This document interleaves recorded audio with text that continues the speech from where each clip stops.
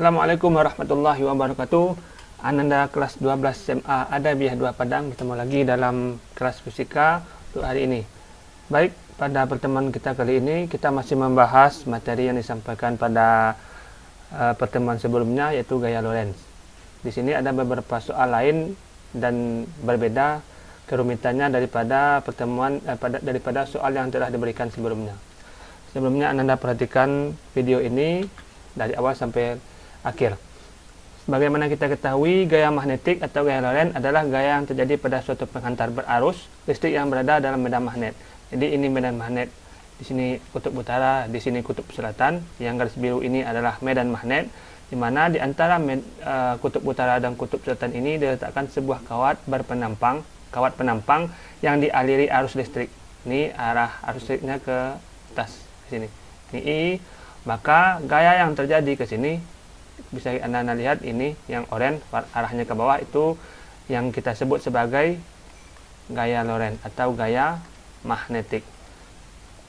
Kemudian untuk menentukan kemana arah gaya ini bisa digunakan aturan tangan kanan, bisa seperti ini atau juga bisa seperti ini. Kalau gambar ini berarti arah telunjuk ini merupakan arah medan magnet. B, arah ini menunjukkan arah I, yang ini menunjukkan arah F. Kemudian kalau menggunakan telapak tangan, yang 4 jari ini menunjukkan arah B atau medan magnet, yang jempol ini arah I atau arah arus. Telapak tangan, sebuah panah yang keluar dari telapak tangan, itu menunjukkan arah gaya Lorentz atau gaya magnetik. Kemudian antara F, I dan B ini itu tegak lurus ya, tegak lurus. Cuma yang paling mudah di antara dua tangan ini ya, paling mudah telapak tangan. Kemudian tanda ini juga jangan lupa, kalau ada tanda silang itu artinya B ini masuk ke tanda ini ya, B ini masuk ke tanda ini. Kemudian kalau ada tanda seperti ini bulat titik, artinya B ini atau 4 jari ini keluar dari tanda ini ya, bisa Anda imajinasikan. Kemudian gaya Lorentz pada kawat berarus listrik dalam medan magnet.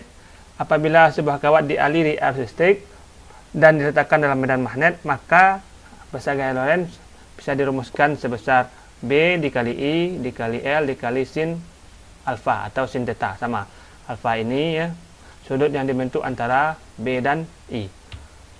Nah, bisa Anda lihat, ini mula-mula sebuah medan magnet, kemudian di antara medan magnet ini diletakkan sebuah kawat. Di sini belum dialiri arus, tandanya I nya sama dengan 0. Kemudian setelah dialiri arus, arah medan magnetnya ke dalam, ini tanda titik ini artinya apa? Bisa Anda letakkan 4 jari Anda ke tanda silang ini, berarti arah ini terdorong keluar. Ini juga sama. Ini arah I nya dari bawah ke atas, sedangkan arah I ini dari atas ke bawah. Kemudian gaya Lorentz pada kawat sejajar berarus listrik. Dua buah kawat penghantar yang diletakkan sejajar dengan jarak tertentu akan mengalami gaya magnet. Besarnya μ0 dikali I1 dikali I2 per 2 πd. D ini bisa juga dibuat 2 πa. Ya, di dalam buku ini bisa berbeda-beda. Dikali panjang dari kawat. Seperti ini. Jika arus yang masuk ke kawat ini searah, maka akan terjadi gaya tarik-menarik di antara dua kawat ini. Kemudian jika arus yang masuk itu berlawanan, yang satu ke atas, yang satu ke bawah, maka gaya tarik antara dua kawat ini akan berlawanan. Ya, bisa Anda lihat. Selanjutnya, gaya Lorentz pada muatan yang bergerak di dalam medan magnet. Itu dirumuskan sebesar F sama dengan Q VB, atau biasanya ditulis B Q V ya, sin theta. Theta atau alfa ini tidak masalah perbedaannya. Jika sudut yang dibentuk antara B dan V sebesar 90, maka lintasan muatan berupa lingkaran, sehingga gaya Lorentz biasanya sama dengan gaya sentripetal. Secara matematis bisa dirumuskan seperti ini. FL atau gaya Lorentz sama dengan Fs. Fs ini adalah gaya ini, sentripetal. FL ini nilainya Q VB sin theta, yang ini nilainya ya, ini M dikali V kuadrat per R, kemudian di sini karena dia tegak lurus, maka ini nilainya 1 ya, sin 90 1, maka tinggal Q B V sama dengan M kali V.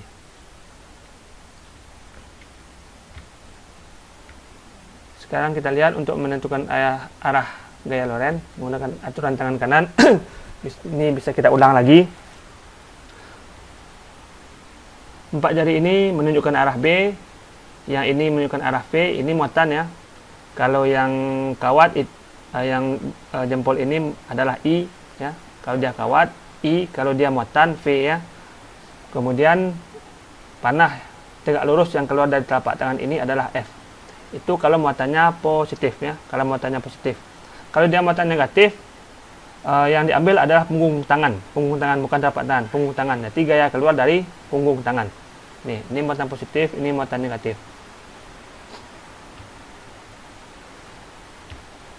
Sekarang kita lihat soal berikut ini. Jika arus I dialirkan pada kawat AB, maka arah gaya magnetik yang dialami kawat AB. Di sini ada magnet utara, di sini ada magnet selatan, ya. Medan magnetnya arahnya ke sini, arah I ke bawah. Bagaimana cara kita mencari arah gaya magnetik? Itu menggunakan aturan tangan kanan. Nah, caranya seperti ini. Bisa kita lihat arah 4 jari ini itu adalah B, sama seperti ini ya, dari utara ke selatan. Kemudian yang jempol ini adalah arah I. Bisa Anda lihat ya, I ke bawah.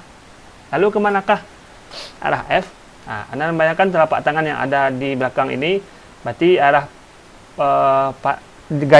gaya Lorentz dari yang keluar dari telapak tangan itu masuk ke bidang atau masuk ke layar ya. Tegak lurus masuk bidang kertas ini. Panahnya keluar dari telapak tangan, artinya kalau Anda sekarang melihat smartphone berarti dia masuk ke layar smartphone. Sebuah muatan listrik positif Q bergerak dengan kecepatan V. Nah, ini masih sama cara mencari arah gaya magnetik. Ini tetap menggunakan aturan tangan kanan. Nah, ini kita gambar lagi. Nah, bagaimana caranya? Tanda silang ini artinya apa? B ini masuk ke dalam bidang. Anggap saja berarti yang 4 jari ini masuk ke dalam bidang ini atau masuk ke layar Ananda. Kemudian yang jempol ini menunjukkan arah V. Ya. B ini arah V. Kemudian bagaimana cara mencari arah gaya magnetik atau gaya Lorentz? Bayangkan saja di belakang ini ada telapak tangan, arah gayanya ke bawah. F. Ya, yang telapak tangan, bukan punggungnya ya, yang telapak tangan. Berarti nilainya kemana? Ke bawah, tegak lurus arah V dan B. Nih. Nah, ini sama dengan sebelumnya, cuma di sini ada tanda titik, artinya dia keluar dari bidang. Ini agak sulit menggambarkan tangannya, bisa Anda bayangkan. Jadi 4 jari keluar masuk dari bidang di belakang atau di belakang layar Ananda, arahnya ke muka kita. Kemudian yang jempol arahnya ke kiri, arahnya ke kanan. Maka bisa Anda lihat nanti telapak tangannya berarah ke bawah, ya, ke bawah tegak lurus arah V. Bisa Anda coba sendiri. Ini lagi sepotong kawat berarus listrik I dengan arah sejajar sebagai Y negatif, berada di antara dua kutub magnet. Sekarang bisa Anda lihat ini arah B-nya ke bawah di utara ke selatan. Berarti kalau ke atas Z positif, yang ke bawah adalah Z negatif. Kemudian arah I itu ke ini Y positif, berarti arahnya ke sini, ke Y negatif. Kemudian kemanakah arah gaya Lorentz? Nah, kalau Anda menggunakan tangan kanan, berarti arahnya kemana? Arahnya ke sini, F-nya ke sini ya, ke X negatif ini. Sekarang sama, masih mencari arah gaya Lorentz atau arah gaya magnetik. Sebuah elektron bergerak dari titik A, ke Q, memasuki medan magnet B. Nah, silang ini artinya masuk ya, 4 tangan Ananda, 4 jari Ananda dari telunjuk, tengah, manis dan kelingking itu masuk. Kemudian arah I-nya itu ditunjukkan dari jari jempol. Salah satu lintasan yang mungkin dilalui elektron adalah Bisa Anda lihat ini 4 jari ini B ya. Ini B. Yang ini muatan bergerak dari A ke Q, berarti ini V. F-nya mana? F-nya keluar dari telapak tangan. Arahnya ke kiri. Berarti salah satu lintasan yang mungkin dilalui adalah dari A ke P. Ya, arahnya ke kiri. Berarti ini dia, A ke P. Sekarang kita lihat soal selanjutnya. Panjang kawat 3 meter diletakkan di atas medan magnet yang kuat medannya 0,5 Weber per meter kuadrat, mengapit sudut 90 derajat. Jika diberi arus listrik 20 ampere, maka gaya timbul adalah ini gaya Lorentz. L 3 meter, nilai B ini 0,5. T ini sama dengan ini ya, WB per meter kuadrat. Kemudian ada theta, 90 derajat. Kemudian I-nya sebesar 20 ampere. Ini satu ya. F sama dengan B dikali I dikali L dikali sin theta. F sama dengan B nilainya 0,5 atau setengah, I nilainya 20, L nilainya 3, sin 90. Ini setengah 20 dikali 3 dikali 1, ini 10, berarti F nilainya 10 kali 3 kali 1, 30 Newton. Nah, jawabannya adalah C. Sekarang kita lihat terdapat 3 buah kawat sejajar berarus listrik yang arah dan besarnya diperlihatkan pada gambar di samping. Hitunglah besar dan arah gaya yang dialami oleh kawat C sepanjang 25 cm. Yang dialami oleh kawat C sepanjang 2 cm karena kawat A. Sekarang kita jawab dari A dulu. Karena kawat A. Nah, yang perlu kita ketahui antara A dan C ini ada ya, arus kawat A dan C itu berlawanan. Ya, ini perlawanan nampak ya. Yang satu arahnya ke kiri, yang satu arahnya ke kanan. Sehingga nanti akan terjadi gaya Lorentz tolak menolak. Nah, maka besar gaya yang dialami kawat adalah FAC lah ya. Mu 0 IA IC per 2PD atau 2PA dikali L. Maka FAC sama dengan mu 0 ini 4Pi 10 pangkat min 7. Ini nilainya sudah tetap ya. IA 20 ini, IA 20, IC 10. L-nya mana? Ini 25 cm. Harus dikonversi ke dalam satuan meter. 25 kali 10 pangkat min 2 meter. Ini 25 kali 10 pangkat min 2 meter. 2Pi. D ini mana jarak? Jarak antara kawat A dan kawat C 5 cm. Ini juga harus dikonversi ke satuan meter. 5 kali 10 pangkat min 2 meter. 5 kali 10 pangkat min 2. FAC. Ini bisa kita hilangkan. Ini juga bisa kita hilangkan. 2. Mana lagi yang paling mudah? Ini bisa kita hilangkan. 5. Berarti 2 kali 20 kali 10 kali 5 kali 10 pangkat min 7. Maka FAC sama dengan ini 40 kali 50. Apa 40 kali 50? 2000 kali 10 min 7.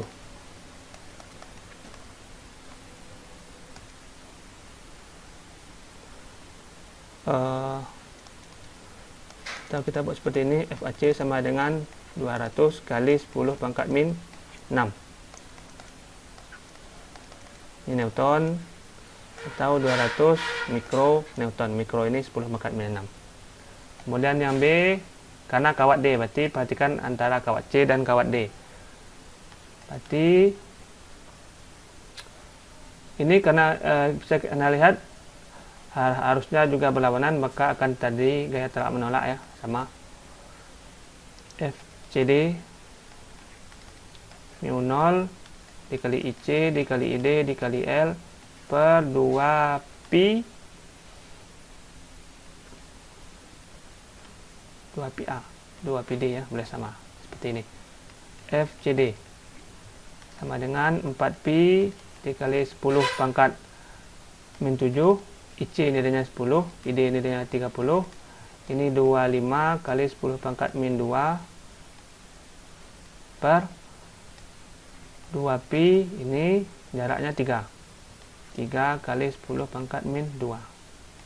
FCD ini 2, ini dengan ini 10, ini dengan ini habis, berarti 2 kali 10 kali 10 kali 25, tinggal ini ya, 10 min 7, enggak, berarti ini 2, 10, 10, 25, berarti FCD sama dengan, ini bisa kita hilangkan dengan ini, tinggal 10 pangkat min 6, berarti 2 kali 10, 20 kali ini, 500 kali 10 pangkat min 6 Newton, atau FCD sama dengan 500 mikronewton.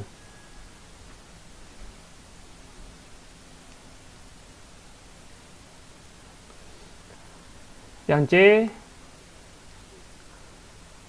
arah gaya yang dialami kawat C karena resultan A dan D.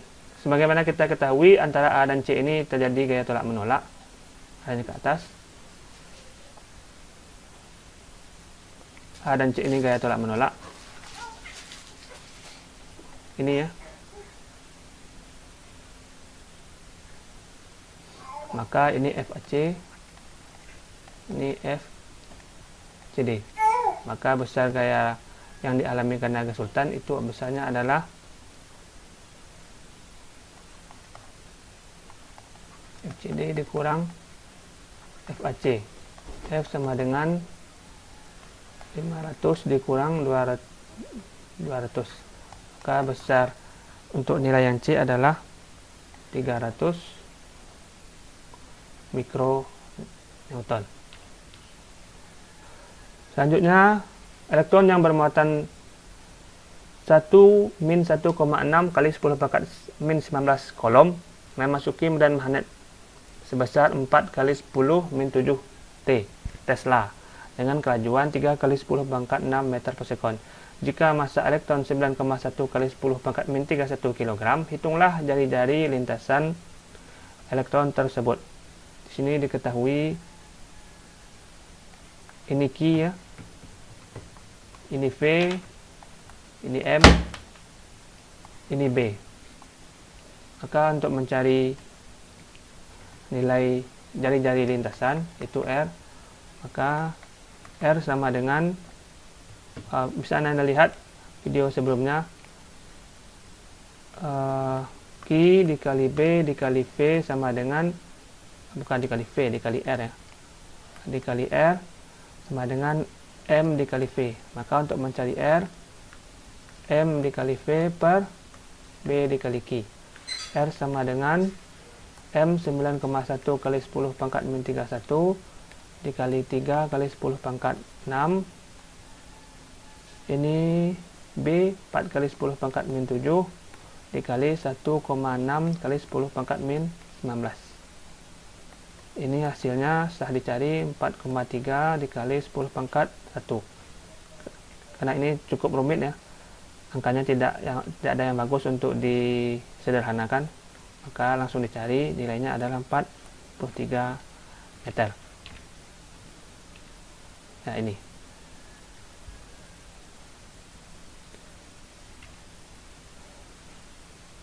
Mungkin sampai ini dulu soal yang akan kita bahas. Mudah-mudahan bermanfaat bagi Anda. Silakan Anda ulang lagi videonya dari awal sampai akhir jika masih ada yang belum paham. Mohon maaf atas segala kekurangan. Terima kasih atas segala perhatian. Dan jangan lupa Anda catat kembali dalam buku catatannya. Bapak sudahi. Assalamualaikum warahmatullahi wabarakatuh.